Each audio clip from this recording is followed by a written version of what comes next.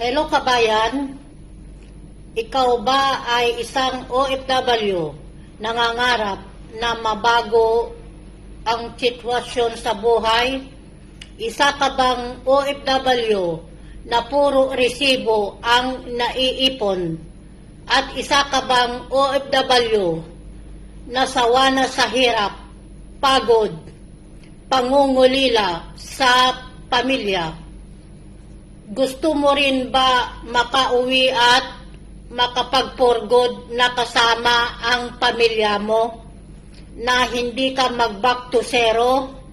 Yung ika nga, sabi nila na may negosyo ka, pwedeng-pwede pagkakitaan. Gusto mo ba yon? Nangarap rin lang ako minsan na sana mabago ang sitwasyon ko sa buhay. At nakita ko ang business na opportunity na ito na talagang nakapagbago sa sitwasyon ng buhay ko. Gusto mo rin ba na mabago rin ang sitwasyon ng buhay mo na katulad ko? Then, grab this opportunity. Libre lahat ang mga trainings namin dito para maaral mo ang negosyo. Don't miss it.